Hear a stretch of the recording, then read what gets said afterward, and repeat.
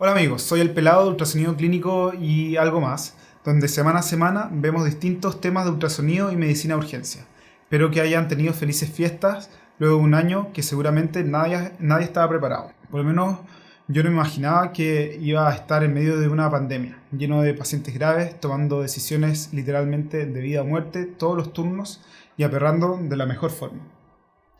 Hola a todos, ¿cómo están? Siguiendo con tus palabras, un saludo a todos ustedes y espero que este año que viene se dé de la mejor manera posible. Sin duda que, como tú dijiste, el 2020 trajo muchos desafíos y momentos duros, pero también espero muchas oportunidades y momentos de crecimiento personal y grupal en estos tiempos tan adversos. Antes de partir con el tema pelado, les tengo varias novedades del canal. Buena, cuéntame. Mira, lo primero que tenemos es que acabamos de inaugurar una cuenta de Instagram. Acá en la descripción del video les dejo el link, donde vamos a estar entregando material más conciso, videos bien cortos de un minuto. Y además de eso, lo importante es que vamos a hacer varias encuestas y vamos a hacerles preguntas a ustedes para que de esa manera nosotros podamos saber qué contenido es el que más les gusta y poder darle lo que ustedes quieran. Sí, también recuerden suscribirse al canal, de esta forma sabrán cada vez que subamos nuevo contenido, como los videos en vivo, donde revisaremos imágenes junto a ustedes, usando el chat de YouTube. Sí, espero que este nuevo proyecto les sea de utilidad, así que no olviden suscribirse al canal para que sepan cuándo tendremos estas sesiones por streaming, cuando ustedes puedan chatear y compartir entre todos distintos clips. Bueno, pelado, cuéntanos, ¿qué vamos a ver ahora? Hoy hablaremos de la evidencia del uso de ultrasonido clínico en COVID-19, lo poco pero interesante que se ha desarrollado este año y algo de nuestra experiencia. Vamos con la intro.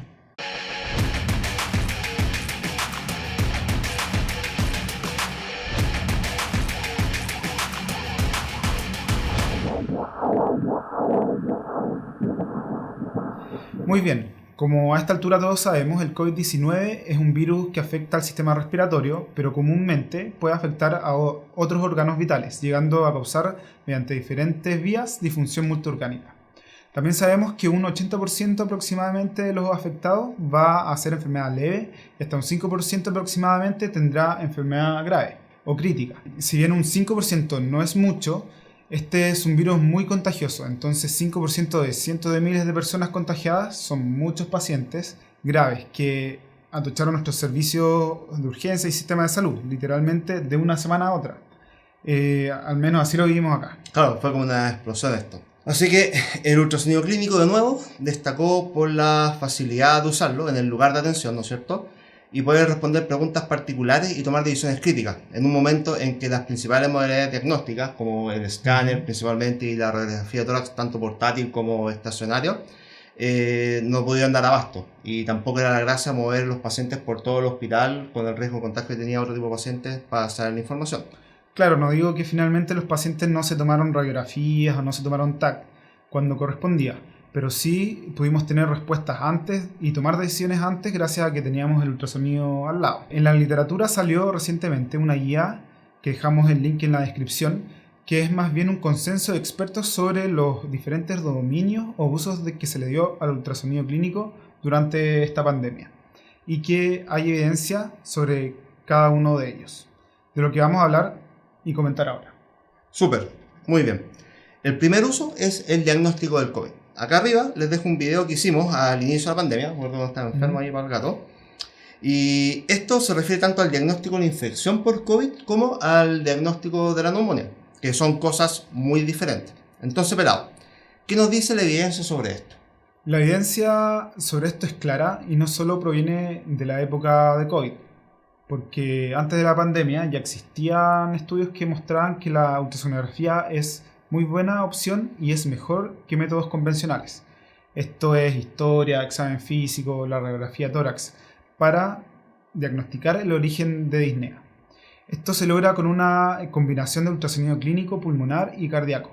A modo de ejemplo, particularmente en un estudio con ultrasonido pulmonar, en el cual correlacionan con los hallazgos al TAC versus la correlación de la radiografía con el TAC, muestra que en el caso de ultrasonido hubo un 87% de correlación versus con la radiografía que hubo tan solo un 62% de correlación con los diagnósticos, lo cual fue significativo. Lo encuentro bacán, pero eso ya lo sabíamos, ¿no es cierto? ¿qué nos puedes decir específicamente del diagnóstico de neumonía por COVID-19?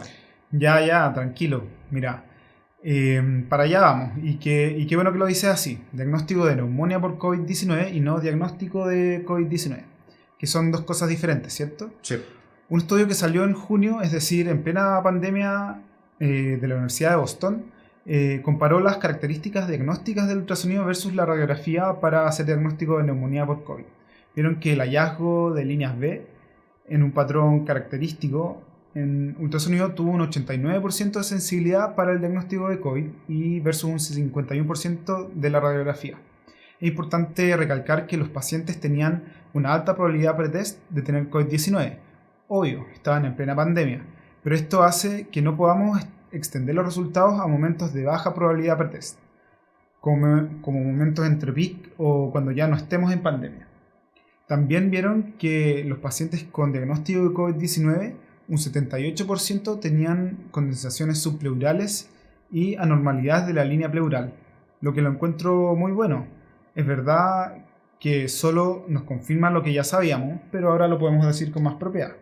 Sí, es súper importante lo que tú mencionas de los estudios cuando son en tiempos de pandemia versus tiempos no pandemia, porque como vamos a ver más adelante, muchas de las cosas que vamos a mencionar va a variar mucho, depende de la epidemiología, de la curva epidemiológica que estemos llevando, ¿no es cierto? Claro, cambian todo lo que podemos interpretar. ¿Qué nos puedes decir, Carlos, o si nos puedes recordar sobre cuáles son los hallazgos del ultrasonido clínico pulmonar en los pacientes con neumonía con COVID-19? Los hallazgos que encontramos en el ultrasonido, como lo mencionamos en este video, son los mismos hallazgos de cualquier neumonía viral, ¿ya? Pero tienes razón, ahora tenemos más evidencia sobre esto y también sabemos cuáles hallazgos son los más específicos de COVID-19. Las líneas B difusas, bilaterales, distribuidas de forma heterogénea o parchada, el hallazgo principal, ese es, ¿ya? Existe otro artefacto similar a la línea B, pero más ancho, que se llama light beam o rayo de luz, y que en realidad son varias líneas B confluyentes. También, como decías, son comunes, ¿ya? Las condensaciones subpleurales y áreas con disminución del deslizamiento pleural, o sea, lugares más atelectasiados. Ahora sí, encontrar áreas con broncograma aéreo o con consolidaciones grandes no son tan comunes y debería orientarnos más a otro tipo de neumonía. Pero en pacientes que están muy graves y ventilados, solo infectados con neumonias bacterianas pueden estar también, así que hay que tener ojo con eso. Ahora, en pacientes con neumonias leves, las áreas más comúnmente afectadas son las dorsales basales, ¿ya? Por atrás. Por lo que siempre tienen que ir a revisar estas zonas si es que quieren saber si su paciente tiene una neumonía, ¿ya? Muy importante. Buenísimo resumen. Hay algunos estudios que utilizaron estos hallazgos para correlacionarlo con la severidad y hacer algo así como triage de los pacientes en riesgo de deteriorarse. Usando el ultrasonido calcularon un score que se llama Lungs Ultrasound Score o LUS Score, en el que escanean 12 zonas y se asignan de 0 a 3 puntos por zona, siendo 0 el pulmón normal, 1 con algunas líneas B, 2 con líneas B múltiples o confluyentes y 3 con consolidaciones. Al calcular el score y compararlo con la severidad vista en los TAC de los mismos pacientes, encontraron que el área bajo la curva ROC era de 0,78, o sea, que se correlacionaba bastante bien y definieron un área gris entre 13 a 23 puntos en que los resultados eran... Ya, en español, vamos al callo. ¿Qué quiere decir todo esto? Esto quiere decir que mientras más áreas comprometidas encontremos y mientras más líneas B y más condensaciones, probablemente nuestro paciente es más grave. Claro, eso igual es como obvio. Así se vio en otro estudio que evaluaron el mismo LUS Score, pero además agregaron los otros hallazgos como engrosamiento de la línea pleural y condensaciones subpleurales, lo que se correlacionó con la gravedad y probabilidad de deterioro, ventilación mecánica y mortalidad. Entiendo, como te decía, suena súper obvio, pero de nuevo, ahora podemos decirlo con más evidencia, ¿no es cierto? Entonces, la pregunta, ¿se puede usar el ultrasonido para diagnosticar COVID-19 y neumonía por COVID-19? No es tan así. No es lo mismo diagnosticar una infección por COVID-19 que una neumonía por COVID-19. El ultrasonido solo nos sirve para diagnosticar los pacientes con neumonía. Ya vimos que es mejor que los métodos tradicionales. Y los hallazgos que encontramos se correlacionan con la gravedad del paciente. El paciente sintomático sin hallazgo a la ultrasonografía perfectamente puede tener COVID-19, incluso si tiene una PCR negativa, considerando que esta tiene una alta tasa de falsos negativos. Así que la primera pregunta sobre el diagnóstico de COVID-19 quizás no es tan importante.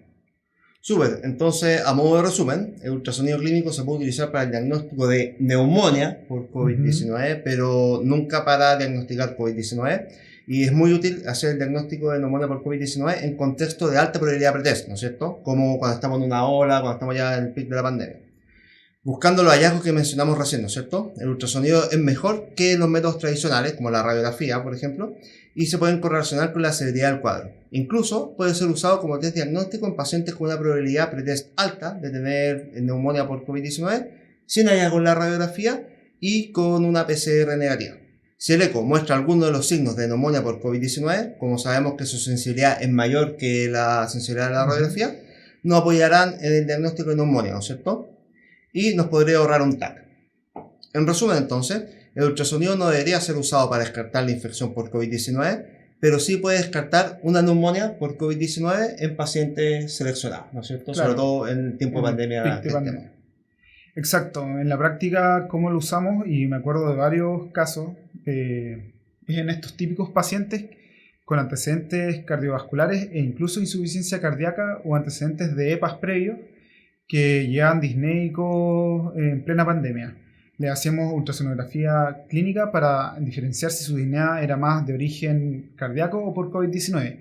Y esto lo lográbamos haciendo ultrasonido pulmonar, buscando los hallazgos que comentábamos recién, es decir, las líneas B difusas, parchadas, condensaciones subpleurales y alteraciones de la línea pleural, lo que indicaba más probablemente un COVID-19 versus líneas B más homogéneas y sin alteraciones de la línea pleural que marcaba más que un edema cardiogénico. De forma paralela, complementábamos el examen con ultrasonografía cardíaca focalizada y así hacíamos un diagnóstico un poco más acabado de la disnea. Lo que nos lleva al siguiente punto, el uso de ultrasonido clínico en contexto de COVID para la evaluación de otros órganos o evaluaciones multiorgánicas. Sí, yo creo que es lo fundamental esto, ¿no es cierto? El concepto clave es la evaluación multiorgánica del paciente, ¿ya? Y lo que más me gustó de este paper que tú mencionas. Partamos por la evaluación ultrasonográfica cardíaca focalizada, ¿ya? Los pacientes con COVID-19 moderado a severo pueden, por una parte, tener patologías cardíacas previas, ¿no es cierto? Lo que predispone a hacer una enfermedad mucho más grave, ¿ya? O pueden presentar distintas formas de injuria miocárdica aguda, ¿ya? Como infusión miocárdica o miocarditis. Y esto puede llevar al colapso cardiocirculatorio y shock cardiogénico, ¿ya? Como causa de descompensación del paciente. Son diferentes los factores que influyen en alguna medida en esta disfunción del corazón, como son la hipoxemia, ¿no es cierto?, la acidosis, el daño celular directo por la infección. A esto además se suma la posibilidad de disfunción del ventrículo derecho, un gran tema, ¿no es cierto?, por la resistencia vascular pulmonar aumentada, la ventilación a presión positiva de estos pacientes con un PIB muy alto muchas veces, y la oclusión del territorio vascular por trombo. ¿Ya? Nosotros ya sabemos que estos pacientes tienen una alta incidencia de TBP y TEP, lo cual ha sido bastante común. Claro, son varios los factores que influyen en la disfunción del corazón y tradicionalmente tenemos herramientas como el electrocardiograma y las troponinas que nos pueden servir, pero muchas veces no nos hacen la diferencia entre miocarditis, injuria miocárdica aguda, por sepsis o shock o un infarto. Incluso a veces nos pueden confundir. Claro, entonces el ultrasonido cardíaco focalizado nos sirve primero para distinguir, ¿no es cierto?, el paciente que tiene patología previa, ¿no?, cuando no contamos con los antecedentes, pero sobre todo nos ayuda para ver la disfunción ventricular izquierda o derecha previa, ¿no es cierto? Va a depender mucho cómo cambia la terapia con estos antecedentes. También nos puede servir para distinguir un compromiso difuso de la función miocárdica, ¿no es cierto?, de un compromiso segmentario, atribuyendo esta última patología coronaria, o al menos hacer necesario continuar el estudio con otros exámenes para descartarlo, ¿no es cierto? O sea, saber si realmente mi paciente tiene un shock porque se infartó por todo el estrés que tiene, o porque tiene disfunción severa del ventrículo izquierdo por el mismo COVID. Ahora, esto requiere de mucha más experiencia y práctica. No está recomendado para todos hacer este tipo de diagnósticos, pero sí les puede ayudar en el gran diferencial que puede haber como causa de una descompensación, ¿no es cierto? El gran miedo. Así es, la identificación de alteraciones de la motilidad segmentaria escapa del ultrasonido cardíaco focalizado. ¿Qué otras cosas sí podemos ver nosotros con el ultrasonido cardíaco focalizado? Bueno, lo que dije antes, ¿no es cierto? Disfunción global del ventrículo izquierdo, para lo cual tenemos que tener algo de práctica, pero no es imposible. También podemos evaluar la sobrecarga del ventrículo derecho de forma quali o cuantitativa, eso es un poco más difícil. Lo importante, en mi opinión, sí, es que podemos usar el ultrasonido para monitorizar la evaluación de nuestro paciente con las terapias que indicamos. Por ejemplo, inicio de droga vasoactiva, ¿no es cierto? Administración de volumen, cambio en el PIB, todas estas cosas. Otra evaluación extrapulmonar importante es el diagnóstico de TDP. ¿Qué hay sobre eso? Los pacientes con COVID-19 tienen mayor riesgo de hacer eventos tromboembólicos, ¿ya?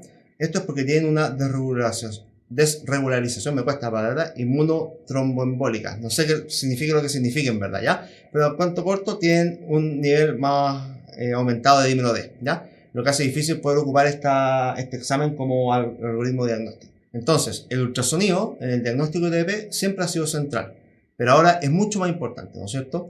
Sobre todo en el paciente crítico con una enfermedad altamente contagiosa que no queremos tampoco mandarlo a pasear por todo el hospital haciendo un Doppler. Podemos nosotros mismos hacer el examen para el diagnóstico de TDP como screening o en caso de sospecha clínica de TDP o TEP. ¿Cómo es eso, lo del screening? Sí, mira, hay un estudio que se llama el estudio PREVENT, donde se realizó un screening de TDP 2 veces por semana en pacientes críticos. Esto fue antes del COVID, ¿ya? El hecho de realizar el screening se correlacionó con una disminución de la mortalidad de 90 días con un hazard ratio de 0,75. Ahora, este estudio no se realizó específicamente, como les dije, en pacientes con COVID, por lo que no necesariamente se pueden extender o extrapolar los resultados. Aún así, suena prometedor y completamente plausible, pensando que estos pacientes tienen aún más riesgo de eventos tromboembólicos. Quizá el impacto pueda ser mayor. Bacán, me quedó claro. Falta más evidencia específica, pero de todas maneras el ultrasonido clínico es central en la detección de enfermedad tromboembólica. Un uso importante que se le ha dado al ultrasonido, y se nos olvidó mencionar cuando hablamos de ultrasonido pulmonar la vez anterior, es la guía de la terapia respiratoria, ¿ya? Aquí han salido varias cosas. Es verdad, es un tema un poco más específico, pero que igual nos puede ayudar. En la literatura están descritos 2 fenotipos respiratorios de pacientes con COVID-19, los H y los L. Los H, que proviene de high o alta lactancia, alto chant, alto peso pulmonar y alta reclutabilidad alveolar, se comportan como un distrés respiratorio clásico. Tienen el pulmón pobremente aireado y se benefician de un PIB más alto, al menos en teoría. Por otro lado, los L, de low o baja lactancia, baja alteración BQ, bajo peso pulmonar y baja reclutabilidad, no se benefician de un PIB alto, ya que los alvéolos ya están bien aireados. Ya, pero el ultrasonido clínico, ¿cómo ayuda en esto? ¿No sé en qué afecta a boca? ¿Se acuerdan del Luz Score que hablamos anteriormente, que se correlacionaba con la gravedad? También se correlaciona fuertemente con el aireado pulmonar, entre comillas, visto por TAC. Así podemos tomar decisiones de terapia respiratoria. Si tenemos a un paciente con muchas líneas B, confluyente en muchos campos, con consolidaciones subpleurales, es decir, un Luz Score más alto y por lo tanto un fenotipo H, se van a beneficiar de la terapia de un distrés respiratorio clásico, es decir, PIB más alto y probablemente prono. Si tenemos un Luz Score más bajo, en otras palabras, está mejor aireado el pulmón, no se benefician de un PIB alto o no necesariamente, y tenemos que usar otras maniobras como subir antes la FIO2, antes que el PIB en el fondo, y usar una terapia quizás no invasiva. Si quieren profundizar en el tema, en la descripción del video les dejamos el link. Claro, acá abajo, ¿ya? Es súper específico todo lo que estás hablando, ¿no es cierto? Pero vale la pena igual echarle un vistazo a esto, así que recuerden mirar acá abajo. Nos puede ayudar bastante a saber el tipo de compromiso del parénquima para guiar la terapia, sobre todo si no tenemos un TAC disponible de forma rápida. Pasemos a otro punto importante que vale la pena mencionar, ¿no es cierto? La evaluación de la respuesta a la administración de fluido. Buena, tema súper importante que a veces creo que se sobresimplifica peligrosamente. A la típica pregunta de ¿y cómo está la cava? Entonces, qué bueno que lo mencionas. Sí, está una pregunta típica que en verdad no deberíamos hacerla mucho, ¿ya? Sabemos que el ultrasonido clínico es una buena forma de evaluación de la respuesta a fluido, pero muchas veces se sobresimplifica, como tú decías, y equivocadamente se centra en la evaluación de la vena cava y todo el mundo que la vena cava, ¿ya? Pero está súper mal. La variabilidad y el diámetro de la vena cava inferior se correlacionan con la presión venosa central, pero no necesariamente con la predicción de la respuesta a fluido. Es más, toda su interpretación, ¿ya?, se ve alterada en pacientes que están intubados o con diferentes modos ventilatorios. Así que les dejo acá un video más detallado que hicimos sobre el tema, si quieren ver más cosas. Entonces, ¿qué es lo correcto? En pacientes con distrés respiratorio es central un buen manejo del fluido administrado. Visto de otro modo, se ven perjudicados si los sobrevolumizamos. Sí. tenemos que hacer una evaluación completa, ¿ya? Empezando por la función cardíaca global, ¿no es cierto? Una cambio importante es que tenemos que saber que la presencia de líneas B en este tipo de paciente específico no nos sirve mucho, ¿ya? Porque tienen patología pulmonar. Entonces, si tú te encuentras con líneas B, tú no sabes si esto es por sobrecarga o volumen o es porque son condensaciones. Lo más probable es que sean condensaciones, así que no nos sirve mucho la presencia de líneas B para decidir si puedo seguir pasando volumen o no. No es un límite, ¿ya? Es necesario que seamos más específicos. Entonces acá tenemos que hacer más cosas y tenemos que buscar parámetros dinámicos, como son la variabilidad del gasto cardíaco con los cambios de la elevación de la pierna o el cambio de la ventilación, ¿no es cierto? La interacción cardiopulmonar. Así que van a tener que empezar a ocupar, por ejemplo, otros métodos como la evaluación del VTI, del tracto cerebral ventrículo izquierdo. Te cacho, entonces no tenemos que usar el diámetro de la vena cava inferior como para la predicción de volumen y ni tampoco la detección de líneas B para ver cómo está la precarga. Sí, pues eso es súper importante. Las líneas B aquí, todos los pacientes tienen líneas B, entonces no va a servir mucho y van a estar muchos con alto PIB, entonces tampoco va a servir la vena cava inferior. Entonces lo sacamos de la ecuación y si queremos ser un poco más específicos tenemos que usar parámetros dinámicos como el VTI, el tracto de salida del ventrículo izquierdo. Claro. Bien amigos, hemos hablado de hartas cosas. En general el ultrasonido clínico puede ser usado para el diagnóstico de neumonía por COVID en situaciones de alta probabilidad de test. Puede ser usado para predecir la gravedad y probabilidad de deterioro con los diferentes hallazgos que mencionamos anteriormente. También puede ser útil para establecer un diagnóstico cardiovascular al inicio y monitorizar o ver la evolución de nuestros pacientes, sobre todo ver la función ventricular derecha e izquierda y ver cómo varía con la terapia que realizamos.